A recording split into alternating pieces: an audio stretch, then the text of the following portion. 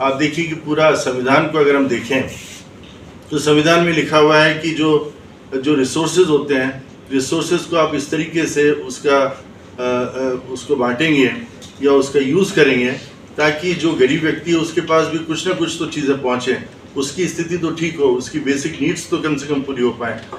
लेकिन जैसा आपको बताया कि हमारे यहाँ संपत्ति कुछ लोगों के पास है और बाकी जो 50% उनके पास कुछ नहीं है। और आप देखिए कि जो गरीब लोग हैं, अगर 60% बोलें 70% बोलें, वो लोग करें क्या? किसी गांव से या एक छोटी जगह से पढ़ने लिखने के बाद में वो लोग आगे आते हैं कि चलो थोड़ा बहुत पैसा मिल गया, हम शहर में जाकर के कोई नौकरी करेंगे या कोई मजदूरी करेंगे। निकल के वो आते हैं, मजदूरी करते हैं, कोई छोटी मोटी नौकरी मिल जाती है, थोड़ा बहुत पैसा हो जाता है, तो मन ये करता है कि चलो कहीं छोटी सी कोई छत मिल जाए। और वो कहाँ मिलेगी? अगर बड़ी बड़ी कॉलोनी में जाएंगे तो वहाँ तो उससे कुछ पैसे से कुछ होगा नहीं। तो जा कर के देखते हैं और लोग जहाँ वो कहते हैं कि 20 साल से लोग रह रहे हैं, 30 साल से लोग रह रहे हैं, या हम भी 25 गज ज़मीन ले लेते हैं, 30 गज ले लेते हैं, ज़रा छोटी सी ज़मीन ले लेते हैं। अब इस व्यक्ति को देखो जिसको सरकार ने कोई मदद नहीं करी, वो अपने ही संघर्ष से ऊपर उठ करके आया, फिर उसने अपने संघर्ष से ही अपने बचा करके छोटी सी ज़मीन कहीं पर मिली। वो जो जितना उसका डेवलपमेंट हुआ, वो सारा डेवलपमेंट इस बात का प्रतीक है कि वहाँ पर जो सरकारी लोग हैं उनके करप्शन का एक तरीके से वो प्रतीक है। वो बताता है कि किस तरीके से उन्होंने लोगों को कहा कि तुम यहाँ बस जाओ, और बसने के बाद में एकदम से होता है कि नहीं, ये तो सरकारी ज़मीन है, ये तो जंगलात की ज़मीन है।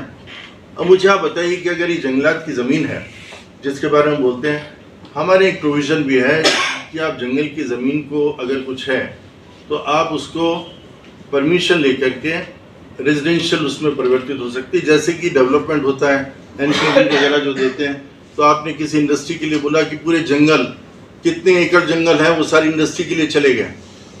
ये बताइए कि अगर एक एकड़ भी, मुझे लगता है 2 एकड़ भी ज़मीन है, उसको डाइवर्ट करके अगर आप इनको दे दें जहाँ पर 60,000 70,000 लोग रहते थे, तो क्या हो जाता है? कुछ भी नहीं होता। और आज ये है कि उनको बचाने के लिए जिनके बड़े बड़े वहाँ पर फार्म हाउसेस हैं, कानून को बदला जा रहा है और ये कहा जा रहा है कि इसमें हम फॉरेस्ट जो परमिशन है, क्लियरेंस है, वो लेकर के इनको दे देंगे।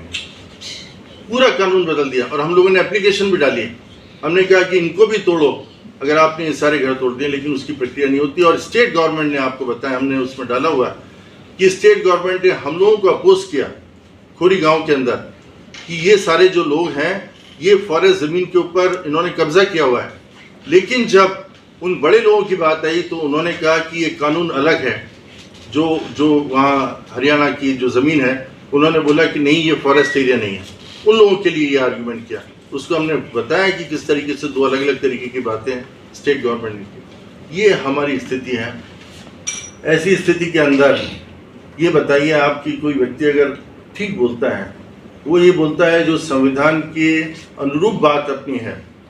अगर वो पर्यावरण की बात बोलता है कि पर्यावरण को बचाना ज़रूरी है, अगर वो नदी की बात बोलता है, नदी को बचाना ज़रूरी है, वो गरीब लोगों की बात बोलता है, गरीबों को बचाना ज़रूरी है, और उसको आप उस श्रेणी में रख देते हैं जिसकी आप बात कर रहे थे कि वो सेडिशन की बात करता है या उसके खिलाफ क्या टेररिज्म, अर्बन नक्सल या टेररिस्ट, जो भी कुछ बोल दें, आपको लगता नहीं कि ये कितनी अजीब सी बात हम लोगों को लगती है? क्योंकि हम जीवन में अगर आध्यात्म की बात भी करें तो जिस तरीके से हम लोगों ने समझा है पूरे इसको, तो यही तो कहा है कि अगर कोई गलत बात हो तो उसके खिलाफ अपनी आवाज़ को उठाइए और आप बोलिए। अगर आप वो ना बोल पाएँ तो मुझे लगता है जीवन में जितना भी आपने पढ़ा लिखा समझा सब कुछ है, सब व्यर्थ है।